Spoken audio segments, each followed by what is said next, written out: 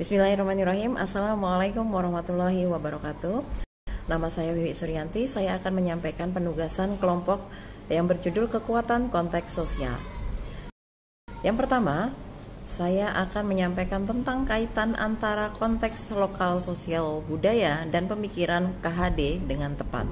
Menurut Ki Hajar Dewantara, tujuan pendidikan adalah penguasaan diri, sebab disinilah letak humanisasi pendidikan yang berfaedah untuk kecakapan hitung anak secara lahir dan batin. Sedangkan pendidikan memberi tuntutan terhadap segala kekuatan kodrat pendidikan, yaitu memanusiakan manusia. Menurut Ki Hajar Dewantara, terdapat koneksi dua hal yang tidak terpisahkan antara pendidikan dan kebudayaan. Untuk mencapai kebudayaan yang kita mimpikan dan peradaban bangsa yang kita cita-citakan, fondasi utamanya adalah pendidikan. Pendidikan adalah tempat bersemayamnya benih-benih kebudayaan. Inilah keinginan yang kuat dari Ki Hajar Dewantara untuk generasi bangsa ini dan mengingatkan kita betapa pentingnya guru yang memiliki kelimpahan mentalitas, moralitas, dan spiritualitas. Alasan penerapan ide sesuai dengan pemikiran KHD, karena sebagai seorang guru kita harus menjadi teladan yang baik bagi peserta didik kita, serta selalu membangun kekuatan, semangat, dan motivasi dalam proses pembelajaran dan di belakang memberikan dorongan untuk peserta didik. Selanjutnya yang kedua, apa tantangan dan solusi penerapan pemikiran KHD sesuai dengan konteks kelas dan sekolah?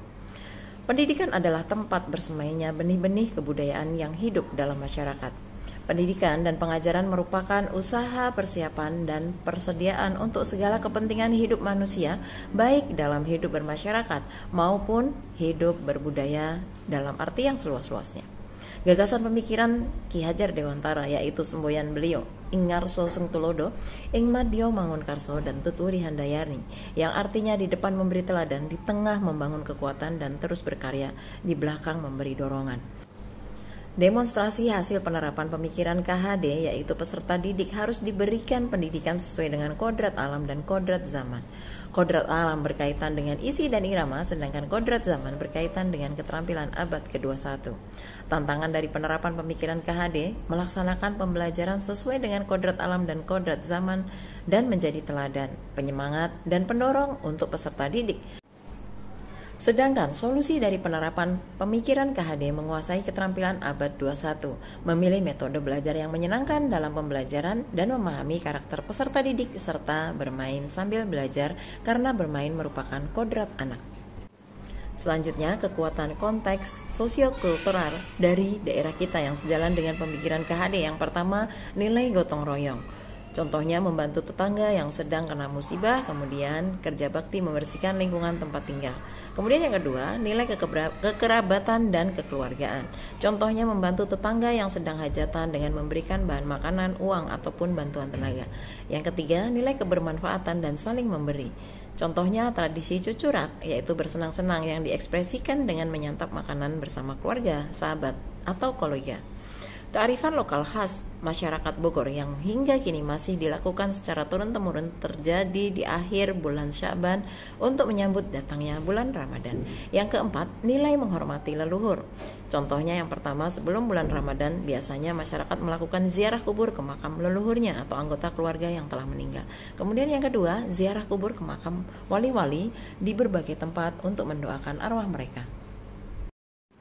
Selanjutnya kita akan melihat pemikiran KHD dapat dikontekstualkan sesuai dengan nilai-nilai luhur kearifan budaya daerah asal yang relevan menjadi penguatan karakter murid sebagai individu sekaligus sebagai anggota masyarakat pada konteks lokal, sosial, budaya di daerah kita. Yang pertama, kearifan budaya lokal pada mata pelajaran. Kemudian kita lihat contoh-contohnya yang di sekolah. Contohnya pelaksanaan piket yang mengandung nilai gotong royong. Kemudian yang kedua, pada pelajaran seni budaya ada praktik membatik. Kemudian yang ketiga, pada pelajaran bahasa Sunda terdapat cerita rakyat Kabayan dan Tangkupan Perahu. Kemudian yang terakhir, pada pelajaran IPS terdapat sejarah kerajaan-kerajaan Hindu Buddha yang terletak di Jawa Barat, yaitu Kerajaan Tarumanegara. Kemudian contoh dalam masyarakat. Yang pertama, prosesi pernikahan dengan menggunakan lengser yang bertugas menjemput kedua mempelai yang digambarkan oleh seorang kakek. Kemudian yang kedua, mengenal berbagai kerajinan khas Sunda, batik Megamendung. Kemudian pengenalan situs-situs bersejarah di Bogor. Kemudian yang ketiga, pengenalan Kerajaan Tarumanegara beserta raja-raja yang pernah memimpin Kerajaan Tarumanegara. Selanjutnya yang kedua, karakteristik peserta didik. Kita akan melihat karakter berbagi. Di sekolah adanya Jumat Berkah, kemudian di masyarakat santunan anak yatim dan fakir miskin. Kemudian dalam hal musyawarah dan berorganisasi, contoh di sekolah yaitu pemilihan ketua OSIS, MPK atau ketua kelas, kemudian di masyarakat pemilihan kepala desa, ketua RT atau Karang Taruna. Kemudian dalam hal menghormati leluhur, di sekolah adanya pengenalan kepala sekolah yang pernah bertugas sebelumnya dan sejarah sekolah itu sendiri. Kemudian di dalam masyarakat adanya ziarah kubur menjelang Ramadan ke makam-makam leluhur.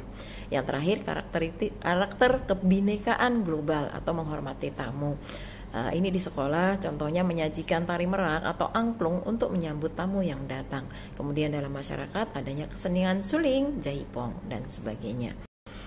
Selanjutnya kita akan melihat kekuatan pemikiran KHD yang menebalkan laku murid di kelas atau sekolah kita sesuai dengan konteks lokal sosio budaya di daerah kita yang dapat diterapkan. Yang pertama adanya nilai gotong royong, yang kedua nilai kekeluargaan dan kekerabatan, yang ketiga nilai kebermanfaatan dan saling memberi, dan yang keempat nilai menghormati leluhur. Nah, demikian tadi hasil diskusi dari kelompok kami yang berupa kekuatan konteks sosial. Mudah-mudahan ini bisa bermanfaat untuk kita semua.